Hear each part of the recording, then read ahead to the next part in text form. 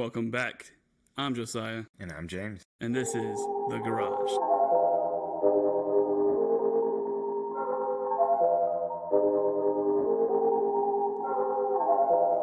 And welcome back, everyone, to The Garage. We are on week number 9, and today we're going to be talking about James. Love. Is love essential to human growth? Is it essential to human life? And is it really that important? It was really funny when you first answered my question. You said, "Love." Yeah? That was a really good way. Subliminal messages, man. Yeah. Okay. So last week we asked you guys to go ahead and send in some questions, and we have a few here that we picked out, and I'm gonna go ahead and read them, and then we're gonna respond to them. The first one comes in from Michaela D, and she said that it's essential and part of human life. So she's 100% saying that yes, totally essential, and is, from what I'm reading, like a mandatory part of life. What do you think, James? I think it's human nature to feel love, give love, have love, but is it essential? I really don't know. We'll probably have to talk more about it in a little bit. Yeah, definitely. I'm gonna go ahead and go on a limb and say that's not essential, but we'll get more into that a little bit later. Okay, next question is coming in from JT. That's all of the initials that was there. Oh, I'm sorry, JR. And it says, "Love is dumb. I've been divorced twice and have 3 kids." JR. Dang, brother, just putting it all on the table like that. Okay, Sounds like you failed twice, brother. Nah, that's going on the assumption that it was his fault. Yeah, but shit. But of dude. course, it's always the man's fault. Mm-hmm. That's something that I've learned in my Stereotypical, 24 years. Okay. Well, those weren't really questions; they were just kind of statements. But I mean, I guess we'll take those. Yeah. Yeah. For now. Mm-hmm. Do better next week. No, I'm just kidding, cuz. Okay. So, all right. Let's jump into it. Let's go. So, do I personally believe that love is essential? Yeah, no, like I said earlier, I don't think that it's necessarily essential. I think, however, you see it a lot in us as a species where we always take the easy route, we take the more comfortable route, and it's that immediate release of dopamine and serotonin that love gives you. And I think that's why people make it such a big deal, because there's such a large amount that's released when you have those, or have that special person in your life, or or at least the beginning phases. That's another. Damn. What kind of love are we talking about here? We're talking about A romantic love? we can talk about any love. That's what I'm saying. Love of all kinds, because what I mean by that is, say you're in love, you love the person a lot. You love, and then you love your family, your friends. You would still bend over backwards for most of them, right? Yeah. So I think love, both kinds of love, is definitely out there. That's also going to the assumption there's only 2 kinds of love. Yeah, there could be more, but Maybe love is like subjective. You know what I'm saying? So maybe love doesn't exist. Maybe love is just whatever we perceive it to be. perhaps. I think that's what the more likely option, just because the way we loved each other, like, again, I don't know why I reference history so much, but like, do you remember like ancient Rome, right? Where they would have like giant orgies or whatever? Sure. Do you know what I'm talking about? No? Okay. Okay, so I don't know if you've seen any of the documentaries, but like sex was like more an open thing back then. You know what I mean? They have statues of naked people having sex and paintings of people having sex, and it wasn't a really taboo thing. Mm-hmm. And so a lot of couples, they would engage in like swinger type activities, but however, they were still monogamous in the sense that they would still get married, and they still had the tradition of getting married, and all that. And so that kind of leads me to believe that they had to have loved their spouse enough to take those vows and get married. No, I could see where you're coming from.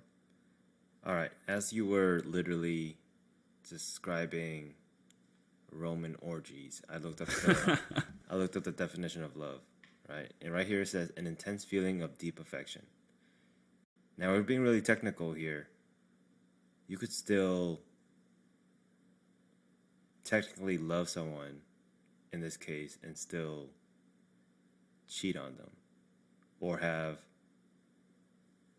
multiple sexual partners. In this case, Roman orgies or whatever you want to call it or whatever, right?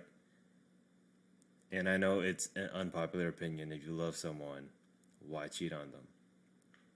But you can still, if we're just being technical here, guys, all right? Oh, The definition, yeah, the definition itself says an intense feeling of deep affection. James is a cheater, guys. I guess so. Shit. No, he's not. No, I definitely see where you're coming from. I think also, though, because love is such a vast thing that putting one definition on it doesn't necessarily do it justice. I don't think so either. You know what I'm saying? Like, I mean, that's like, I think the reason we picked this topic in the first case is just because of how vast it really is. Mm-hmm.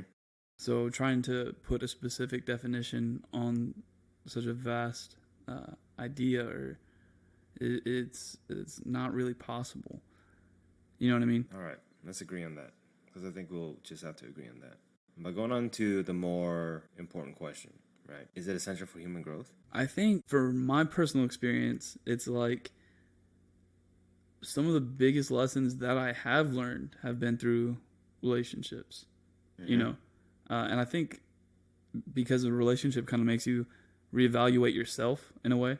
Like you have to look at yourself a lot more in the mirror, just because you always have someone there constantly observing you. I mean, that's going under the assumption again that you're married already, or you're living with a girlfriend, or or you're living with your boyfriend. You're always under constant surveillance. So I think the room for growth when it comes to love might be bigger, right? Okay. But essential, definitely not. I don't think it's essential, but I do believe that it can be a very big. You can have very big spurts of growth interpersonally whenever you are in that kind of relationship. Just because, like I said, you're always observed, and whenever you're observed and whenever you're judged, you really take a second and reevaluate it. So, essential, no, in my opinion. However, I do think that it leaves room for a lot of growth. Okay. I would agree with the part where you said it's not essential. Because I don't think a lot of people necessarily feel love all the time, but they're still capable of going out there doing great things, right? But I'm sure it's human nature to want to have love and feel love, Right. and love others. Others are just not as open. Some of them, right? Now, but could it benefit you in human growth? You think so? Do I think it could help me personally? You or anybody else? Yeah. I think so too. Yeah. I think yeah.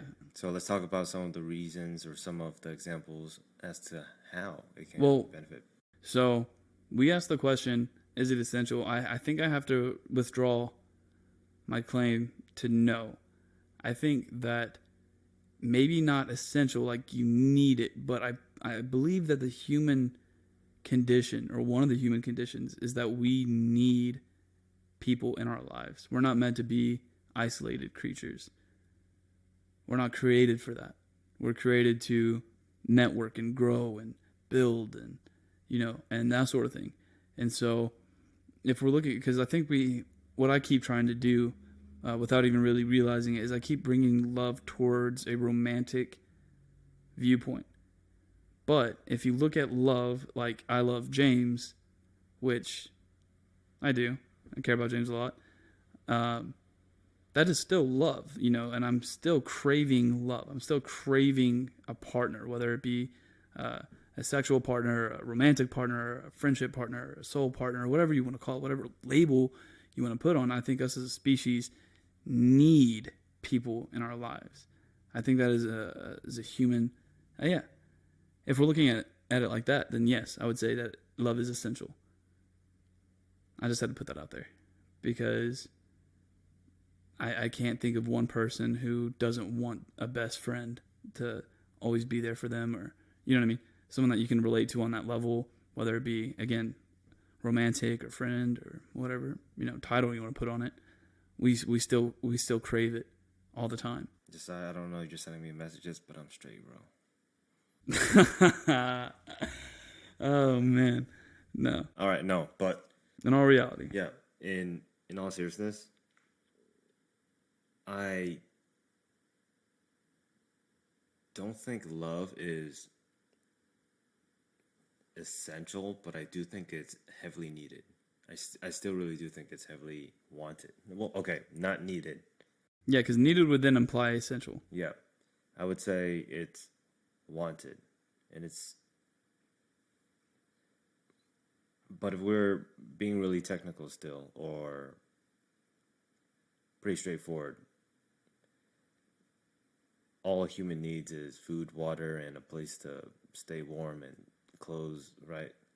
You can still live, but it's not essential. That's a good point. But it's still wanted because humans are naturally emotional beings, and we are herd animals. So do we require anybody at all? I mean, because if you think about it, our entire species is put here to repopulate. If you were going to give, if there was any answer to why are we here in this world, I think one of the most reasonable answers would be to repopulate, to sustain our species. I'm almost positive, and again, just going out there and saying that I don't know this for a fact, but I'm pretty sure that's what science says, is that we're put on the earth to repopulate. That is our biological purpose, is to repopulate. And that's all animals, though, Yeah, I mean, that's all animals, yes, but I believe that we, because we're conscious, have the ability to sustain life. I mean, you look at all the extinct animals out there, and they didn't sustain. They're gone forever. But we have the ability to kind of prolong it. So comparing us to the rest of the animals and how we view love and or how we view our biological purpose and they view their biological purpose, then you can't really compare the two, at least in my opinion. Well, we are much more cognate of what we do. We are much more aware of our surroundings and what we do. We create. I wouldn't say that. I wouldn't say that we're more cognate, because they're not cognate at all. The animals? Yeah. Yeah, they're not conscious. So. I think animals are, well, most of them are probably not as cognate as we are. I mean, we create technology. We do all these other things. We can choose if we. No, that's what makes us human, is consciousness. Yeah, that's what I'm saying. Yeah, but you said we're more conscious than animals. I mean, I guess you're not wrong. I'm just being technical. What you said kind of didn't make sense to me. Well, that's not necessarily true all the way. That's not necessarily true. That animals are conscious? Yeah, some animals are conscious. They know what they're doing, and they do it because. Oh yeah, that's true. Like apes or whatever. Apes, you know elephants. How they do the mirror test or whatever? Yeah, I'm pretty sure elephants are. Yeah. You're right. They have a lot more. No, you're right. And dolphins as well, right? Yeah. No, you're totally right. No, but yeah, you're totally right. So yeah, I mean, I guess you can then make the comparison a little bit. Yeah, and there is no scientific study to say that we're the most conscious, I don't think. Yeah, with animals out there though, I think they're more likely to have it wired in them to reproduce. Whereas humans, we have contraceptions. You know what I'm saying? Yeah. So I mean, we don't necessarily always have to reproduce. Okay, so time out. You can't really use that because the population is higher than it's ever been. And we consistently see growth. So, I mean, you could say we have contraceptives, but if you look at the numbers show that people like to fuck without a condom. and like to repopulate. You know what I'm saying? Contraceptives or not, I mean, you look back, I think, oh man, I wish I remembered the statistic on it. But like, it's something, it's wild. I think it's like back in when America was founded, the population of the world was only like 5 billion. 5 billion. Yeah. I think it's less than that. Yeah, 5 billion? Yeah, it was like 5 billion, I think. Because that's when a lot of the growth in major countries started happening. Right? Unsure. Yeah, unsure there. But it is, I do remember for sure that the growth in human population is ever rising. It's crazy. Okay. Which is hard to believe when you think about like how many people die every second. I think it's like 10 people die every second. Or no, more than that. It's something crazy. But like, you think about how fast people just drop and how many people would have to be born in order to continuously like make that go up. Exactly. That speed. That's crazy. Yeah. All right. Boom. So 15 people just died. yeah. Crude, but hey, it is what it is. Anyway. So going back a little bit, is love essential for human growth? Human growth in terms of repopulating? No, because sometimes people just have sex just for fun. And then boom, accidents happen, you get pregnant, boom, kid shows up like 9 months later. On the other hand, for human growth. Yeah, I was about to say. Yeah. That's the question. Is it essential for human growth? To reproduce? No. Is it essential for personal growth? Like personal growth? No, I still don't think so. I still would say no. But does it help a lot? Yes. Yes, I absolutely do think so. Well, I don't know, dude, because like the only things that you have to really compare are those like cases where kids go missing and they live out in the wild, and you know what I'm talking about? Mm-hmm. I mean, I'm pretty sure I heard a case like that, right? Where there's this one little girl and she's like essentially raised by wolves or whatever. Unsure. I don't know if I don't even think that one's true. Like, even when I said it, I was like, nah, that sounds terrible. Mm-hmm. But I'm pretty sure you hear crazy shit like that, right? And you come back, they're all fucked up, you know? They don't even know how to interact with humans. Yeah, they have no clue. Mm-hmm. Yeah. So if we're talking about personal growth, like, I mean, possibly. Because if you don't have people in your life that you don't care enough about to, like, grow, I don't know. Are you going to grow? So that's actually a really... It is a good question, because let me put it out there. Emotions are extremely powerful. Whether you're angry, whether you're extremely happy, or you're feeling lots of love, whatever emotions you're feeling at that time, you're going to express it in that moment or for a prolonged period of time. If you're in pain, someone passes away, then you're going to be, again, in pain for a prolonged period of time, and you're just going to give off that negative vibe to the people around you. Obviously, it's sad, but come on, guys, pull your shit together, right, James? Yeah, sure, man. but in all seriousness, though, that vibe that you give off based off of whatever emotions that you have, it's gonna affect your surroundings. Whether you're at work, if you're at work, then your work performance is gonna falter. If you're hanging out with friends, you're gonna be distracted. Whatever it is, right? But say if you're happy, then it's quite the opposite. Then at work, you're probably going to be more happy. You're like, you know what? Life could be worse. And then you're just happy all the time. You're out with your friends. You're like, you know what? This is a great time. I'm happy right now. Whatever it is. And especially if you're in love, right? Love is an extremely, extremely powerful emotion. So... Not only do you not want to let the person that you love or care about down, you want to be able to protect them, you want to be able to shelter them, love them, and care for them in whatever way you can. I don't know how else to explain it, but I know what you guys are talking about. The majority of you guys out there have somebody that you guys care about, and if you don't, well, I'm sorry. Join the club. You're fucked up, but oh my god, you need to find somebody. You need somebody in your life. You need somebody in your life. Go find somebody. I don't know. If you're that listener right now, reach out to us. Reach out to us. I will take you under my wing. Oh my god. But you have a week to reach out. oh my god.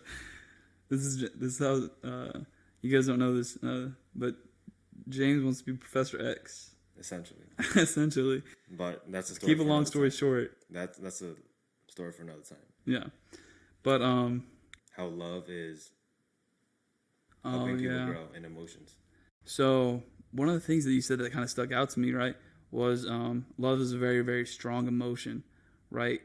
But that's going under the assumption off of one type of love, right? And I don't even think that kind of love is a healthy kind of love, right? Because a lot of people want to believe that first few months you're together with somebody is love.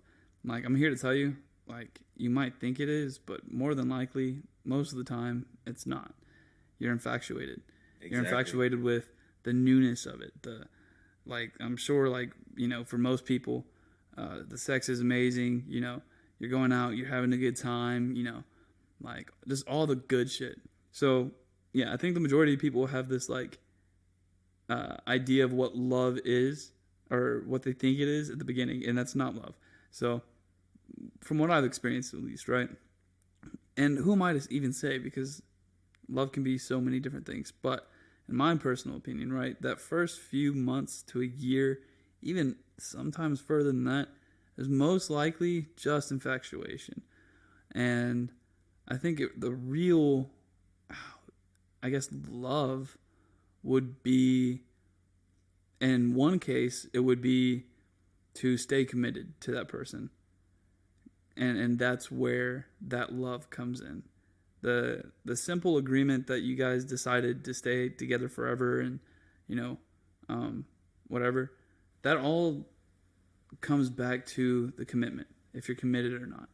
Because there's going to be a lot of times where, at least in my experience, where, you know, we're not always getting along. I'd probably say most experiences are like that, where, you know, people don't really get along sometimes, and you live together with somebody for so long, and, you know, but the thing where it boils back down to is the commitment level. Like, how much are you going to take their flaws, and for how long? And it goes both ways. You know what I mean? Yeah, I would have to agree with the infatuation part, but I also do think that you could still love the person even if you were infatuated. Now, the feelings of love, you might think it's love, but it might actually still be love. And years down the road, if you guys continue to grow together, that infatuation can still be there. Maybe it won't be as great, but it'll still be there. And that love that you guys have for each other will still be there. Wow. What? Damn, James. What do you want? I was deep, bro. Fuck you. Never heard you talk like that about love. That was interesting. Well. Huh? Yeah, well. I guess. Well, all right then. Well, I don't even know where to take it after that. Well, I'll tell you what. Love is not essential for human growth in the form of reproduction and in the form of regular human growth, as in going day to day. Right? Yeah. But it does help a lot if you know how to use it. But it also can blind you and damage you as well. Oh, yeah, that's something we didn't hit on. Yeah, so we've already talked about the pros of it. Kind of the pros.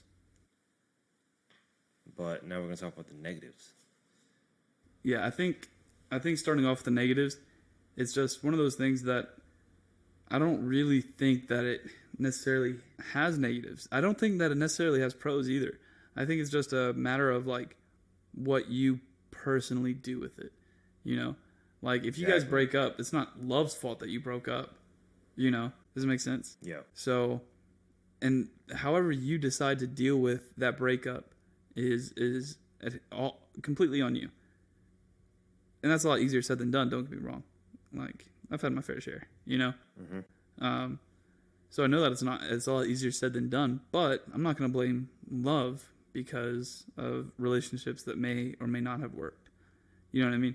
Mm-hmm. But that's just me personally. And I think everyone struggles with it because it's something kind of hard to wrap your brain around. You know, whether you had to break someone's heart or you broke, you know, or they broke your heart, you know? And that's kind of something hard to come out of and be like, yeah, okay, like this happened, and I just need to move forward, you know. But again, if you don't decide to do that, it's not necessarily love's fault, or it's not love's fault at all, you know. I think however you decide to deal with those feelings post relationship, that's totally on you. Again, it has nothing to do with love at that point. So, I don't think that love is inherently good or evil. I just think that it's a feeling and a chemical release. Not love being the chemical, but. Or I think the idea of love is, you know, a very strong thing. Ooh, interesting question. Kind of out of left field here, James. What do you think is more powerful, religion or love? Love. Really? Yep. You really think that? Yep. Dang. What made you come to that conclusion? Because if it came down to it, and if for some reason, I really think that if, oh, this is gonna sound messed up, but say, you know, I'm not gonna throw a specific religion out there, but I'm saying, say if Hold whatever on. God, Can I go ahead and guess what you're gonna say? what? Gun to the head. Sure, go ahead. Like, is Wait, that what? is that what kind of where you're going?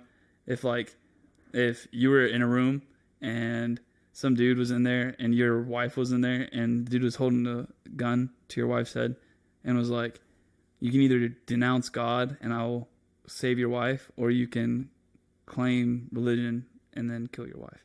Better example, right? You have one that's more Same- messed up than that? Same thing, but you could denounce your God and you yourself go into whatever hell you believe in, but your wife goes up into heaven, right? Mm-hmm. When you guys die, but she lives right now and you live right now, or she can die right now and you can die right now and you both go to heaven. Well, yeah, that's a little bit more elaborate. I was just thinking to see which one Oh no, matters to the person more. Whether, you know, either I think it's denouncing love too. God, you know what I'm saying?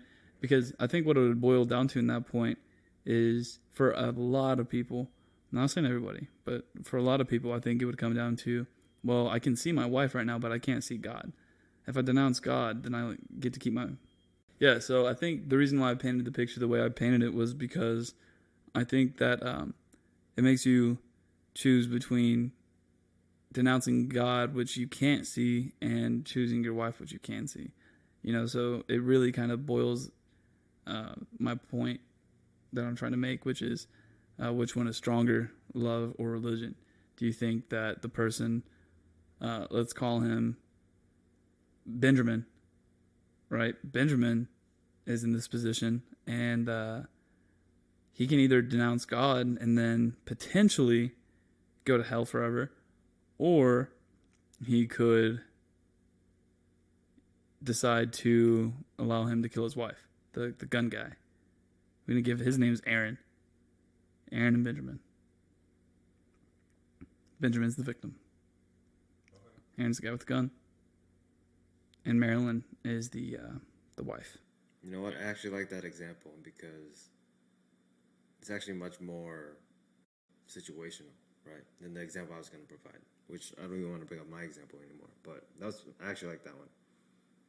Because people always say one thing, but don't always do it until they're put in that situation. Not even just that. I mean, like, well, no, it is exactly like that. There's this one song, I think it's by 21 Pilots. Do you know what I'm talking about? Where he's like, everyone says they'd be a hero, but are you going to be a hero when there's a gun to your head? No. That's a 21 Pilots song. It's pretty good. Okay. I'll have to play for him after. But anyway, so you're saying that love is stronger than religion? Yes. Obviously not for everybody, right? But for the majority of people. Now, going back a little bit, when we said love could be negative, I think it could make the person not think clearly. Two things could come out of it. Two things I can think of right now. The first one being, say, individual 1 realizes individual 2, their partner, is heavily in love with them, infatuated with them, and they're willing to do anything for them. So individual 1 takes advantage of individual 2 and makes them do whatever they want. For example, if individual 1, person number 1, right, wants to commit a crime, you could also use love and emotions as a leverage to get individuals to commit a crime. Yeah, it sounds exactly like what that one psycho did. Convinced a group of people to go kill like a celebrity. Oh, really? You know what I'm talking about? No. The Charles Manson. He started like this cult, and he had his occultists go and murder that one famous actress. Mm-hmm.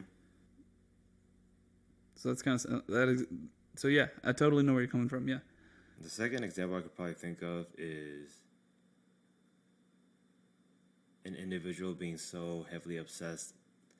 I don't even know if it would be in love. I don't know if it would be considered love at that point. It would probably just be obsession or straight up stalkerish. But anyways, I was going to say that this individual loves another individual so much, whether they're in a relationship or not, they go out and they kill, say, all of these other people who are trying to hurt them.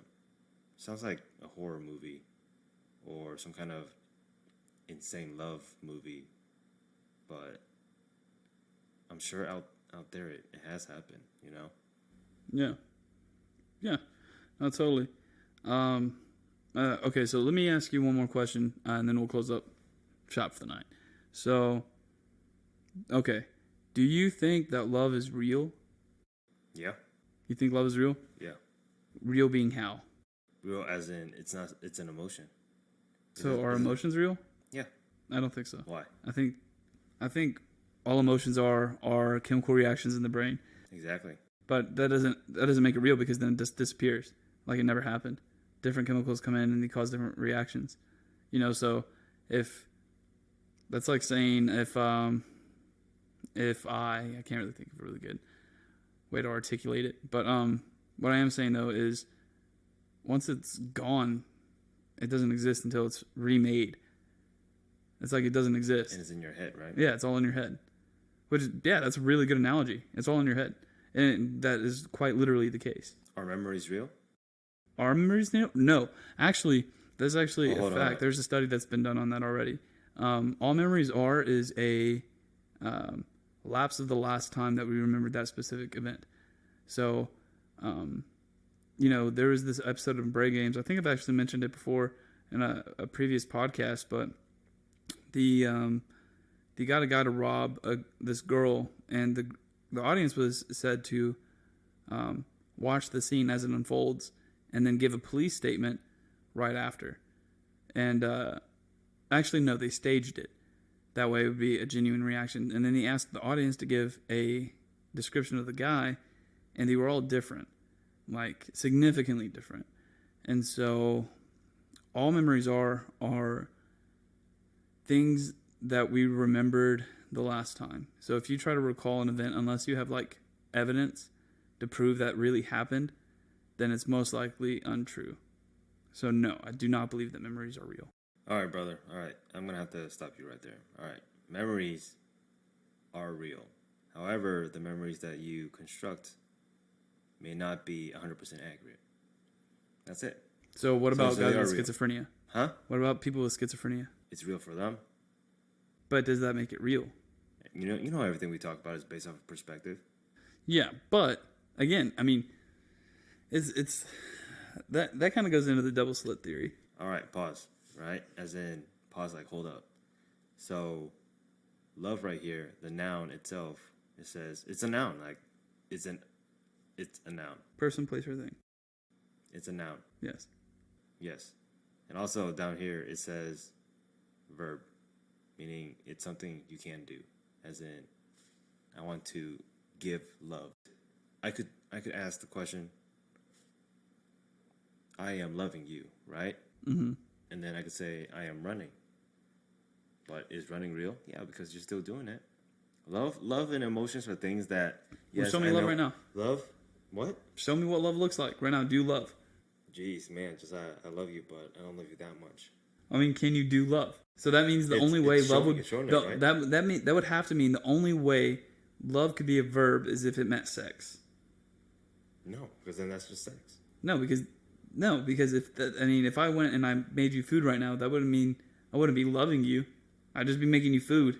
as a It could be gesture or a emotion, you know, gift, it could be something else. It could be, you know what? I appreciate James.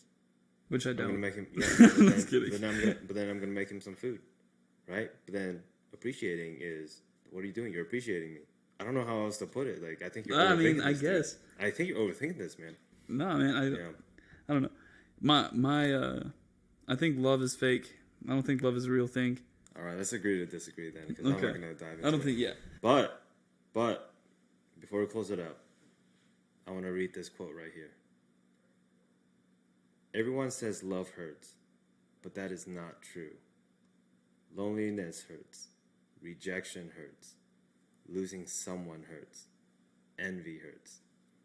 Everyone gets these things confused with love, but in reality, love is the only thing in this world that covers all the pain and makes someone feel wonderful again. Love is the only thing in this world that does not hurt. You know who said that? Just I Fall Bush. No, Liam Neeson. Who? Liam Neeson. Leanne. Yeah, Neeson? The guy that plays Taken. That's actually a really good quote. Yeah, it is a great quote. It is a great quote. Yeah, for a total pussy. Just kidding. No, just kidding. But I mean, If you really stop and think about it, it makes sense because people, when people get heartbroken, they say, "Oh no, love hurts. I hate being in love because I get hurt." But no, hurts. again, all those other things he said: loneliness, rejection, losing someone, and envy hurts. yeah, All that stuff hurts.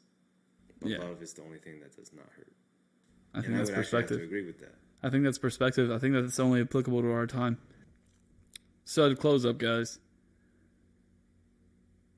Love sucks. I'm gonna go drink myself to sleep. Just kidding. No, but for real, guys. Let us know what you thought about this episode. In the comments below. That pretty much does it. Thank you guys for tuning in, and make sure that you guys go follow our social media on at the Garage Mindset on Instagram, and then our Facebook. All that stuff is in our on our website. So, and if you guys like tonight's episode, please make sure that you share it. Share the crap out of it, because yeah, I want to be able to do this full time, and hopefully make better content.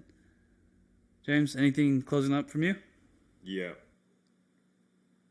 Even though I myself think that love is a nuisance, I do think it's important for the majority of people out there to have, so that way they can grow as individuals. So if you guys need love or want love, don't ask me. Message James. But in all seriousness, though, if you guys do have love, cherish it, keep it, love each other, love yourselves, and just take care of each other, all right? Stay woke. There you go, James. That was good. Well spoken. All right, guys. Have an amazing rest of your evening, night, or morning. And thank you again for tuning into The Garage. And we will see you next week. You will not want to miss it. Good night. Peace.